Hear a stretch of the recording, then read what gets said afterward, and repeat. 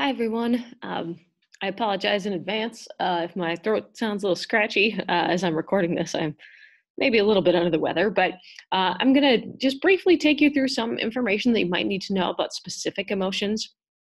For the most part, reflects content that's presented in Module 83 of your textbook, but it's content that 8A students would probably have cut from like in-class lessons in part because of our limited time relative to B-Day, this unit.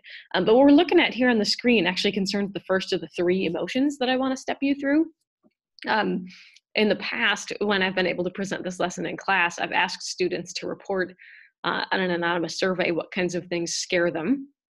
And then I took their responses and put that into a word cloud.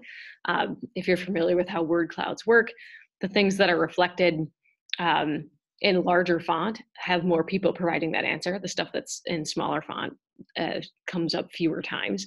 And the nice thing about this kind of presentation, is it actually shows us some big trends in the kinds of things that tend to scare people. We've got a lot of people that are expressing fears of spiders, snakes, and sharks, and heights. And of course, there's perhaps evolutionary explanations for why people might be afraid of these things, even if they've never encountered a snake that's dangerous and never personally been hurt by one. But we got some existential kinds of fears here, fears of future, fears of death, fears of failure, which reflects more cognitively based fears. Fears of abandonment, even. So fears can be incredibly diverse. They're also something that can be very much linked to individual learning, which is why you sometimes see people with very distinctive types of fears, like fears of coconuts or cows, for example.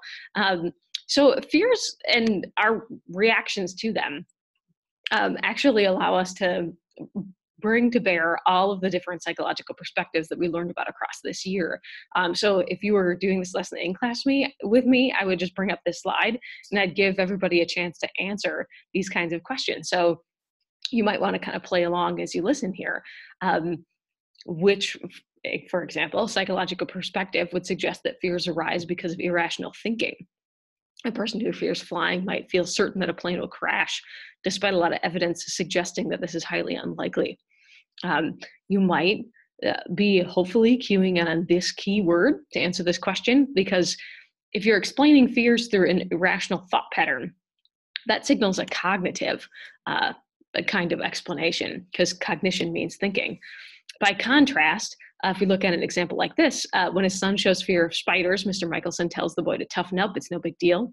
When his daughter shows the same fear, he comforts her, which perspective best explains why the daughter might be more likely to continue to show fear in the future. Hopefully, you might recognize that we've got some operant conditioning going on here. One individual is being punished to some degree for the expression of fear. The other one is being reinforced for it through the addition of positive attention. So this would be an example that would be explainable through a behavioral perspective. And we do actually think behavioral perspectives and other things might explain there are some gender disparities in expressed fears. Females are more likely to report greater amounts of fear in response to the same stimulus and a greater array of stimuli that create fear. That might be the result of some operant conditioning. There are cultural norms that seem to value toughness and bravery in males that women aren't as much subjected to, and they might feel less inhibited about expressing fear responses than a male would, for example. But we have a different perspective here. Studies of identical and fraternal twins show that MZ twins have more similar patterns of amygdala activity than do DZ twins. This might explain why MZ twins are more likely to share phobic responses than our DZ twins. If our identical or MZ twins are more similar than our DZ twins, that's something that a behavior geneticist might explain through their additional shared genetic similarity. And if we're assuming that genetic similarity is the kind of thing that's making the identical twins additionally more similar, then that's a biological explanation for fear development. On a similar vein, we've got this example. It's often pointed out about specific types of phobias, and that appeared actually in the word cloud we were looking at a moment ago. Fears of snakes and spiders are common among modern humans, even though few people have had negative experiences with them. More modern threats, which actually harm more people, like guns and cars, are not often phobic stimuli for people. We have way more people that will report phobic responses to snakes and spiders than we do stuff that actually kills more people proportionately. This, you might recognize, is an evolutionary explanation, because the idea is that among our early human ancestors, people who avoided natural dangers like snakes and spiders were more likely to survive and send their DNA into the future. So we all have genetics that kind of make us naturally inclined to fear those things, even if we've not had bad experiences with them. Um, it could be perhaps that natural selection is going to catch up with these things, but that would take many, many generations of humans, and we just don't have enough evolutionary history with guns and cars to have people having natural predispositions to fear those things. Now, can they be learned? Absolutely. But the fact that it's harder to learn a fear of cars than it is a fear of snakes suggests perhaps some evolutionary influence. Oh, and here we've got an example of someone who was bit by a dog while jogging in her neighborhood. Now, when she sees a dog, her heart starts racing just at the sight of it. You might think to yourself, what kind of learning is that? Because it's definitely a learned experience. She wasn't afraid of the dog until the one had bit her. So that should hopefully narrow it down to our behavioral perspective, because the behavioral perspective is also called the learning perspective. I also hope you were able to identify this is a type of classical conditioning. It's an example of a classically conditioned response, because at the end of it, we have just the mere sight or presentation of the stimulus causing a conditioned response, which is kind of different than the operant example we looked at a moment ago, where someone's praised or punished for displaying a particular type of behavior. Now, when it comes to anger, we have a different constellation of stimuli that seem to provoke that. Again, these were gathered from previous year students, so because I'm not going to be able to run this lesson in class, I'm not going to be able to gather your responses to this. But here, students were asked to describe things that make them angry. And we've got other people, especially rude people, coming up a lot. Lots of driving related anger, disrespectful people and things. There's so many things that can make us angry, just like there's so many things that could make us afraid. And there are some patterns in what kinds of things make us angry. One of those things has to do with frustration. So you might have noticed, in fact, even in some of these examples, like injustice, that when you experience an injustice, it's in part like what makes you angry about that is the acknowledgement that things could have worked out better, but they didn't. And people tend to become most aggressive and most frustrated when they feel like they were denied something that could have happened, like could have been better. And especially if it was done so purposefully, that does tend to be upsetting to a lot of people. Now, one major question that emerges in the research literature is, well, how do we deal with stuff that makes us angry? Because we're going to encounter these things in our lives. What's the best way to respond? And here's a place where the research literature actually is a little bit counterintuitive. A lot of people have heard of this idea before. It's called the catharsis hypothesis. The notion that if you're upset about something, you should vent, like take out that frustration on something through either a real, so like real acts of aggression, like punching a wall or a pillow or something, or by imagining that. The notion of the catharsis hypothesis is that it acts like a kind of like a safety valve that ends up reducing our anger through its expression, but the evidence for it is not good. While acting out your anger by like punching something or like imagining getting back at that person may temporarily provide somebody with a sense of control, it doesn't actually seem to reduce anger in the long run. In fact, in experiments where people were dealing with a frustrating situation, your textbook in module 3 or 83, for example, describes people who had been laid off from a company, which is likely to make a person very frustrated and angry with that company. They randomly assigned these laid off employees to either write a letter expressing their anger at being dismissed from their jobs or not, and then followed up with them 3 months later and assessed their feelings toward the company.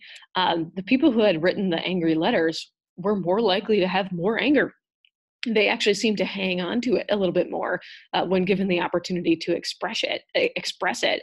Um, so that, of course, then begs the question, like, well, what do we do? It's probably not great just to sit there simmering and seething in rage either. And no one's suggesting that if you're angry about something, the best thing to do is bottle it up and do nothing. Instead, you might need to put some time in between when the angering event happens and your response to it, because the physiological activity that comes with anger, so the racing heart, the increases in body temperature, and all that uncomfortable stuff, that tends to peak within a few minutes after you've received the news or like experienced the slight that's made you angry. So first step in most anger management classes is actually to teach people to wait out the initial intensity of their anger by counting to 10 or 100 or 1,000 or whatever it takes. And it is also best to avoid just like ruminating, meaning like thinking about the thing that made you mad over and over again, because just rolling that around in your mind just builds and continues that negative emotion. Instead, do some problem-focused coping. Do some things that might actually solve the problem if those things are possible. If you're upset at how someone else treated you, maybe initiate a conversation with them about why that was hurtful so that in the future it doesn't happen again. If you are dealing with an interpersonal conflict, researchers and psychotherapists in general do find it helpful for people to learn and use I language or I statements. You may have run across this in health class or in communications class, and they may have felt hokey at first, but they are actually wildly effective in helping people pump the brakes on aggression during interpersonal conflicts.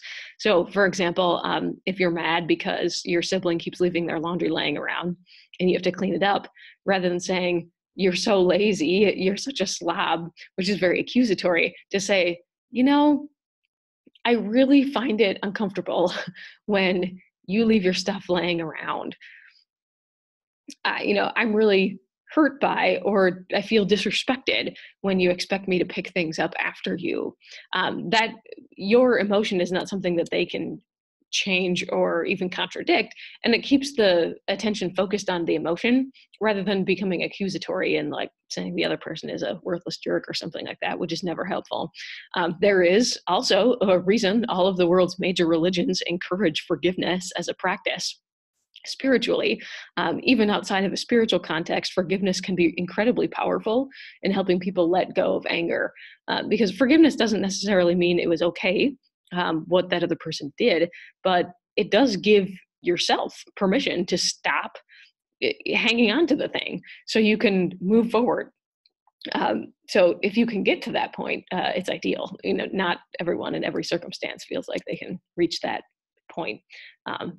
Forgiveness is something worth thinking about. The last emotion that I want you to be just a little bit familiar with is happiness. Happiness is a complicated topic within the emotion research, in part because it can be a variable that's a little bit difficult to measure.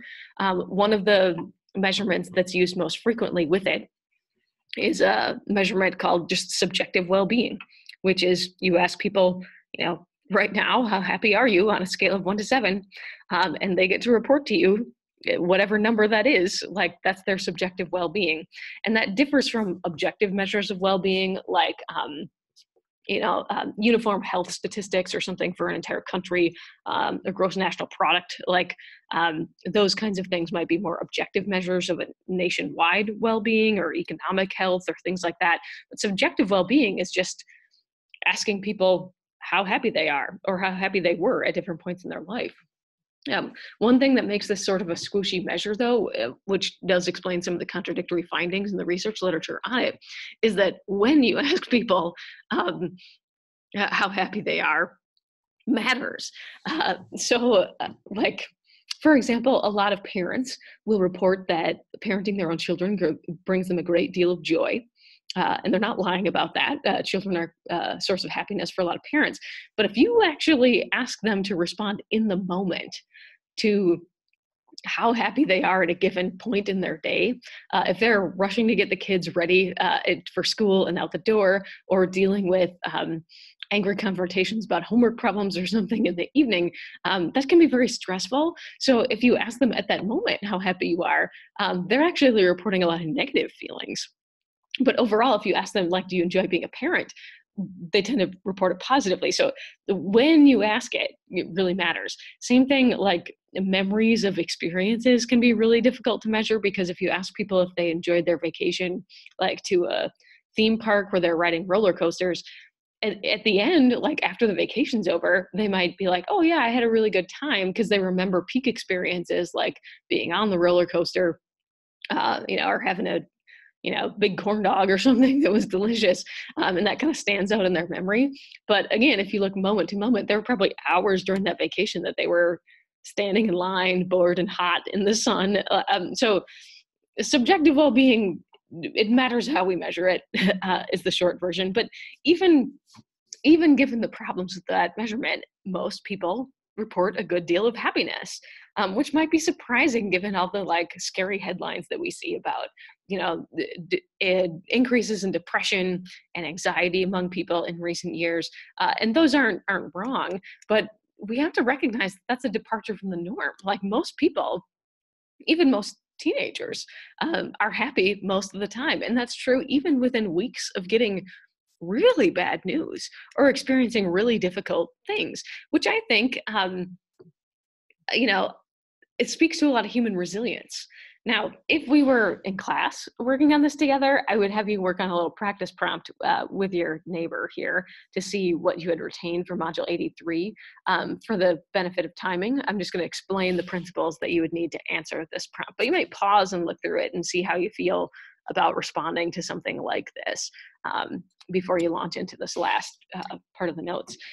So there are a few different theories that attempt to explain why it is that human beings tend to report a good deal of happiness most of the time, and what kinds of things predict how happy someone will report themselves to be. One of those things is something called the adaptation level phenomenon, which is just the idea that we kind of adjust to whatever we consistently experience. So, for example, your textbook will point out research that suggests if someone experiences a really terrible accident and becomes paralyzed, a lot of us would predict that that person would be really unhappy for the rest of their life. But that doesn't seem to be true. Like 6 months after their accidents, people who have been paralyzed end up reporting similar levels of happiness to before their accidents. And part of that is because their new experiences they adjust to. Like it becomes a new normal to live with maybe some restrictions on your mobility, maybe operating using a wheelchair or other kinds of assistive devices at first seem like a big hassle, but you just kind of get used to it. The same thing is true, maybe fortunately or unfortunately, for really seemingly cool increases in happiness. Like a lot of us feel like, if we won the lottery, we would be really happy again for the rest of our lives. And it is true that like immediately after people win the lottery, they report increases in subjective well-being. But just like the people who had sustained car accidents and paralysis, 6 months later, they're right back where they were before. And it's in part because they become used to that having that much money. It becomes kind of their normal. So the idea is that we judge changes relative to a baseline of whatever we perceive as normal. Like here in Wisconsin right now, we're enjoying some temperatures in the 20s and 30s. That is relatively warm for late January. So a lot of people in Wisconsin are like, hooray, it's so warm out. But if a Floridian was listening to this lecture, they'd be like, are you kidding me? Because that's a real departure from what they consider normal, and it wouldn't be warm to them. So adaptation level phenomenon is one thing that attempts to make predictions about happiness. The other theory that we want to be familiar with going into next week's test is something called relative deprivation. And this is the idea that when we are determining our level of subjective well-being, we make comparisons to other people. So note the difference here. In adaptation level phenomenon, we kind of compare to our own idea of what normal is in our lives. And if something's better than normal, great, hooray, happy. If it's a departure away from normal in a negative way, that's not a source of happiness for us. But in relative deprivation, we make comparisons to the people around us. So that can be really good if you take time to recognize and count your blessings, right? We actually think this is part of the reason that people who volunteer report greater measures of happiness, because if you're working at a soup kitchen where you're providing for needy people who don't have enough food to eat on a regular basis, it becomes really easy to see that you have a lot of good things going for you if you aren't accessing those kinds of services. So it's really easy to count your blessings and say, oh, wow, I really do have some good things going in my life. By comparison, if you're surrounded by other people who have a lot more than you or something better than you, like maybe you were completely happy with your phone until all of your friends upgraded to the newest iPhone version, and now you feel like you're kind of left out. Everyone else has something better than you. That would negatively impact your happiness. And this last phenomenon does explain some behaviors. It's an interesting relationship, but it's a great term because it kind of is what it looks like. The feel good, do good phenomenon suggests that if you are in a happy mood, you are more likely to help other people. So engaging in acts of altruism, like you're more likely to donate to charity, for example, if you're already feeling good about something good that happened to you. You're maybe less likely to be as charitable or volunteer time if you're in a bad mood.